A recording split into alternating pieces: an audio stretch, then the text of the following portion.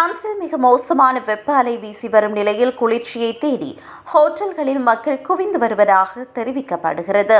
கடந்த புதன்கிழமை அன்று பாரிஸில் வெப்பநிலை 40.9 பாகை செல்சியஸை எட்டியுள்ளது. இது கடந்த 80 ஆண்டுகளில் பதிவான மிக அதிக வெப்பமான நாட்களுள் ஒன்றாக கருதப்படுகிறது. பாரிஸில் உள்ள பெரும்பாலான குடியிருப்புகளில் ஏசி வசதி இல்லை.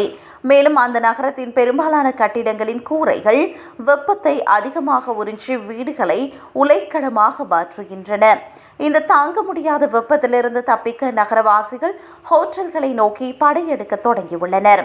இரவு நேரத்திலாவது நிம்மதியாக உறங்க வேண்டும் என்பதற்காக பலர் தங்களது விடுமுறை வரவு செலவில் ஒரு பகுதியை செலவு செய்து ஹோட்டல்களில் தங்கி வருகின்றனர். இதன் காரணமாக ஹோட்டல்களில் அறைகளுக்கான முன்பதிவு கடந்த 2 வாரங்களில் விண்ணை தொட்டுள்ளது. டோர் போன்ற நகரங்களில் ஏசி வசதி கொண்ட ஹோட்டல்கள் அனைத்தும் முழுமையாக நிரம்பிவிட்டதாக தகவல்கள் தெரிவிக்கின்றன. சில ஹோட்டல் குழுமங்கள் ஏசி வசதி இல்லாவிட்டாலும் இயற்கையான காற்றோட்டம் மற்றும் குளங்களை கொண்ட தங்களது பண்ணை வீடுகளை திறந்துள்ளனர். இவை பாரிஸில் இருந்து சற்று தொலைவில் உள்ளதால் குழந்தைகளுடன் தங்குவதற்கு பலரும் இவற்றை தேர்வு செய்கின்றனர். இந்த தீவிரமான வெப்ப அலையின் தாக்கம் காரணமாக பல பாடசாலைகள் மூடப்பட்டுள்ளன. வெப்பத்திலிருந்து தற்காத்துக் கொள்ள மக்கள் குளங்கள் மற்றும் கால்வாய்களில் குளித்து தங்களை குளிர்வித்துக் கொள்கின்றனர். இந்த சூழலில் நிர்வாகம் பொதுமக்களை தொடர் எச்சரிக்கையுடன் இருக்குமாறு அறிவுறுத்தியுள்ளது.